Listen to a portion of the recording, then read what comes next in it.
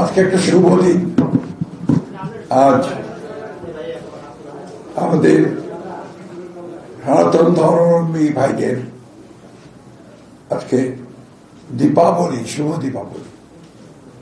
তাই আপনারা আমার ব্যক্তিগত পক্ষ থেকে, আমার দলের পক্ষ থেকে, আমার দলের চেয়ারপারসন বেগম খালেদা জিয়ার পক্ষ থেকে, দলের ভারপ্রাপ্ত চেয়ারম্যান জনাব তারেক রহমানের পক্ষ থেকে তরফ থেকে শুভ দীপাবলির অভিনন্দন এবং শুভেচ্ছা জানাচ্ছি।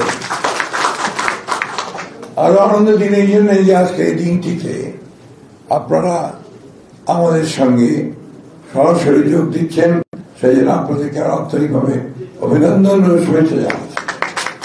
আমরা আমাদের দলে আপনাদেরকে বরণ করে নিচ্ছি।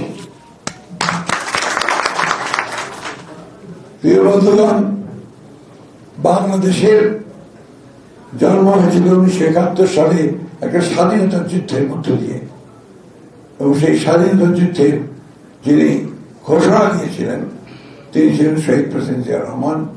তারপরে তিনি যুদ্ধ করেছিলেন। আমরা হিন্দু, মুসলমান, বৌদ্ধ, খ্রিস্টান সমস্ত একসাথে দীর্ঘ 9 মাস আমরা যুদ্ধ করেছি, লড়াই করেছি। লক্ষ লক্ষ মানুষ আমাদের প্রাণ দিয়েছে এবং প্রায় 1 কোটি মানুষ উদ্বাস্তু হয়েছে, তারা শরণার্থী হয়েছে, দেশ ছেড়ে ভারতে চলে যেতে বাধ্য হয়েছে। 9 মাস সেই ক্যাম্পগুলোতে মানবতার জীবন যাপন করেছে। আমিও তাদের মধ্যে একজন ছিলাম। আমি মুক্তিযুদ্ধে বন্ধুগণ, বিভিন্ন কারণে, সাম্প্রদায়িক কারণে, জিওপলিটিক্সের কারণে, দেশে দেশে সমস্যার কারণে, জাতির বিভিন্ন সমস্যা, রাজনীতির কূটচক্রের কারণে আমাদের মধ্যে মানুষের অনেক বিভেদ সৃষ্টি করার চেষ্টা করা হয়েছে, আমাদের মধ্যে বিবাহের সৃষ্টি করার চেষ্টা করা হয়েছে। কিন্তু আমরা বরাবরই আমাদের দলের যে আপনার যে দর্শন, অর্থাৎ বাংলাদেশি জাতীয়তাবাদ, সেই দর্শন নিয়ে আমরা কিন্তু বাংলাদেশে সকল ধর্মের মানুষকে একতাবদ্ধ করার কথা বারবার বলেছি।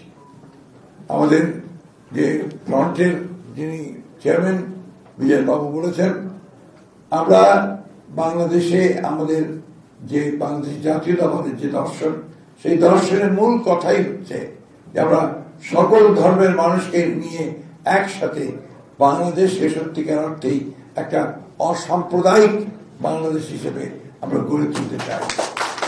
এখন নিশ্চয়ই আমাদের দেশের যে বেগম খালেদা জিয়ার তার 2016 সালে তিনি একটা কর্মসূচি দিয়েছিলেন ভিশন 2030, অর্থাৎ 2030 সালে বাংলাদেশকে আমরা কেমন দেখতে চাই তার উপর তিনি একটা প্রস্তাব দিয়েছিলেন অনেকগুলো। তার মধ্যে একটা প্রস্তাব ছিল যে বাংলাদেশকে তিনি একটা রেইনবো স্টেট হিসেবে দেখতে চান, অর্থাৎ রংধনু একটা রাষ্ট্র হিসেবে দেখতে চান। রংধনুটা যেখানে অনেক রং থাকে, একসাথে মিলে যায়, এটাই হচ্ছে রংধনু, অনেকগুলো রঙের একসাথে সমাহার। ঠিক একইভাবে আমাদের যে কথাটা আমরা বলি যে শত ফুল ফুটবে, সেই শত ফুলের যে একটা সৌরভ সেই বাগান থেকে বেরিয়ে আসবে, সেটাই হচ্ছে বাংলাদেশি জাতীয়তাবাদ। বন্ধুগণ, অনেক রকম ভুল বোঝাবুঝি হয়েছে, অনেক রক্তপাত হয়েছে বাংলাদেশে, অনেক বিভাজন হয়েছে, অনেক ভুল বোঝাবুঝি হয়েছে। আমরা এখন এগুলো থেকে বেরিয়ে আসতে চাই। গত 15 বছর ফ্যাসিস্ট সরকার বাংলাদেশের অর্থনীতি, বাংলাদেশের রাজনৈতিক কাঠামো সবকিছুকে প্রায় ধ্বংস করে ফেলেছে। আমরা সেই ধ্বংসস্তূপ থেকে একটা নতুন বাংলাদেশ তৈরি করতে চাই, এবং এই কথা আমাদের চেয়ারপারসন দেশনেত্রী বেগম খালেদা জিয়া 5 তারিখেই রাতেই তিনি সেটা একটা ছোট্ট একটা বাণীর মধ্য দিয়ে বলেছিলেন যে আমরা এই দেশে আর প্রতিশোধ, প্রতিহিংসা চাই না, আমরা ভালোবাসার মধ্য দিয়ে মানুষকে জয় করে বিভাজনের রাজনীতিকে জয় দিয়ে একটা ঐক্যের রাজনীতি সৃষ্টি করতে চাই। সেটাই হচ্ছে মূল কথা। আজকে অনেকে অনেক কথা বলবে, স্বার্থের কথা বলবে, এবং বলছেও আমরা রাজনৈতিক দলগুলো বিভিন্ন কথা বলছি, এখন আমাদের দর কষাকষি করছি, এখন আমাদের স্বার্থগুলো সামনে এসে গেছে, কোনটাকে মেনে নেবো কোনটাকে মেনে নেবো না, তাই না? কেউ বলছি যে আপনার আরপি করতে হবে, পারবি না, ওটা পিয়ার করতে হবে, কেউ বলছে না পিয়ার করা যাবে না। আমরা ওই সমস্ত পথে যেতে চাই না। আমরা 1971 সালে যে বাংলাদেশ তৈরি করেছিলাম, যে বাংলাদেশের স্বপ্ন দেখেছিলাম, এবং 2024 সালে 5ই জুলাই আমরা 5ই আগস্ট 36 দিন আমরা জুলাই যুদ্ধ করি, আমরা 5ই আগস্ট যে নতুন একটা বাংলাদেশের স্বপ্ন দেখে আমরা নতুন বাংলাদেশে আবির্ভূত হলাম, সেই বাংলাদেশকে আমি নির্মাণ করতে চাই। এখানে আমি অবশ্যই আজকে আমাদের শহীদদের প্রতি শ্রদ্ধা জানাবো। আমি শ্রদ্ধা জানাবো আমাদের সেই সব ভাইদের ভাই বোনদের প্রতি যারা আহত হয়েছেন, পঙ্গু হয়েছেন, তাদের চোখ চলে গেছে, পা ভেঙে গেছে, হাত চলে গেছে, তাদের প্রতি আমি গভীর শ্রদ্ধা জানাচ্ছি আমাদের 1971 সালের বীর শহীদদের প্রতি, এবং একই সঙ্গে যারা স্বাধীনতা যুদ্ধে প্রাণ দিয়েছেন তাদের প্রতি। আসুন আজকে আমাদের কপিল বাবু, আমাদের অজিত বাবু, সোমনাথ বাবু এবং অন্যান্য সোমেন যে কথাগুলো বললেন, আপনারা এখানে সবাই উপস্থিত আছেন। আমরা আমাদের মধ্যে আরো বৃহত্তর ঐক্য গড়ে তুলি। এই যে ভ্রান্ত ধারণা, বিশেষ করে আমি আজকে স্পষ্ট কথা বলতে চাই আপনাদের সামনে, আপনারা কিছু মনে করবেন না, সেটা হচ্ছে বাইরের কিছু মানুষ, কিছু দেশ, কিছু মিডিয়া, তারা বাংলাদেশে ব্যাপারে একটা মিথ্যা প্রচারণা করার চেষ্টা করেছে। আমরা এই ধারণাটা পাল্টে দিতে চাই। এই যে ধারণা, এই ধারণাকে আমরা পাল্টে দিতে চাই। আপনারা দেখেছেন যে গত দুর্গা পূজায় এবং তারও আগে দুর্গা পূজায় আমাদের বিএনপির মানুষেরা আপনাদের প্রতিটি মণ্ডপে, পূজার মণ্ডপে আপনাদের মাঝে কিন্তু গেছে, আপনাদের সঙ্গে বন্ধুত্বের সম্পর্ক তুলে তুলেছে, আপনাদের পাশে গিয়ে দাঁড়িয়েছে। আমার নিজের এলাকা ঠাকুরগাঁ এলাকা, আপনারা জানেন বোধহয়, এই ঠাকুরগাঁতে আমার যে কনস্টিটুয়েন্সি, সেই কনস্টিটুয়েন্সিতে আপনাদের ভাইদের সংখ্যা হচ্ছে 1,25,000। 265টা পূজা মণ্ডপ আছে। প্রতিটি মণ্ডপে আমাদের দলের সদস্যরা গেছেন এবং আমরা সেখানে তাদের সঙ্গে তাদের যে আনন্দ সেটাকে ভাগ করে নিয়েছি। আজকে সময়টা অত্যন্ত কঠিন, আমরা বলতে আমার এতটুকু দ্বিধা নেই। কিছু মানুষ চেষ্টা করছে আমাদের যে 1971 সালের স্বাধীনতা যুদ্ধে আমরা যে দেশ তৈরি করেছি, তার যে ঐক্য সৃষ্টি করেছি, 24-এর এই বিপ্লবে যে ঐক্য সৃষ্টি করেছি, সে ঐক্যের মধ্যে ভাঙন ধরাতে চায়, বিভিন্ন রকম কথা বলে, বিভিন্ন রকম কর্ম করে ভাঙন ধরাতে চায়। আমরা অত্যন্ত সচেতন ভাবে এই ভাঙনের বিপক্ষে।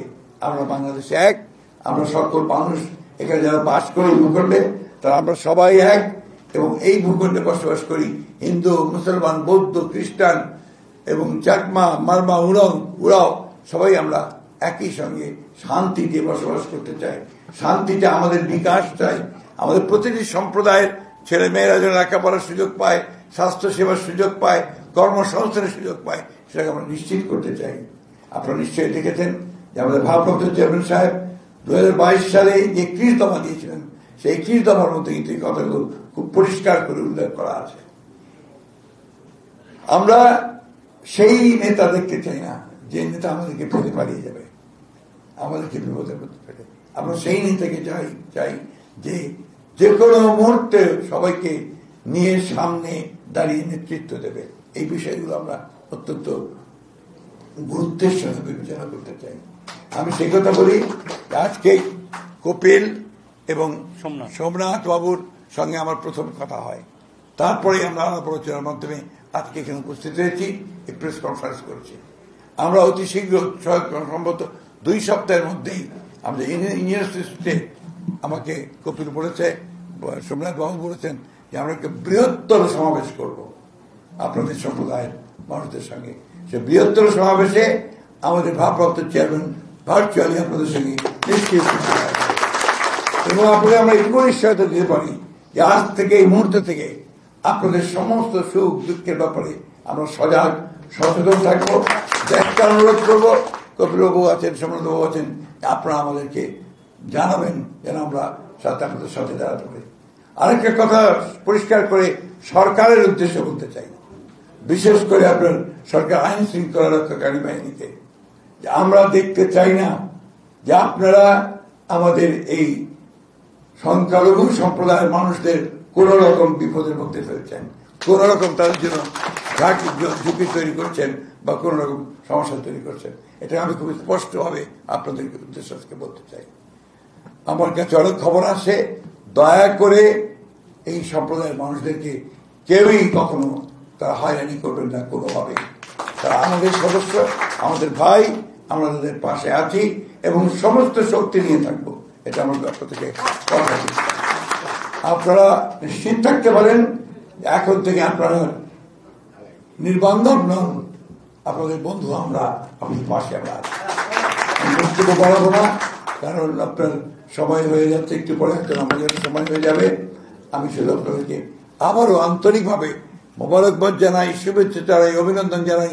বিশেষ করে আমার এই দুই ভাই, আমার দুই পাশে যে দুজন দাঁড়িয়ে আছেন, বসে আছেন, তাদের সঙ্গে আমার যদি কথা না হতো তাহলে আজকে বোধহয় আমি সুযোগ পেতাম না আপনাদের সকলের সঙ্গে এভাবে মিলিত হবার।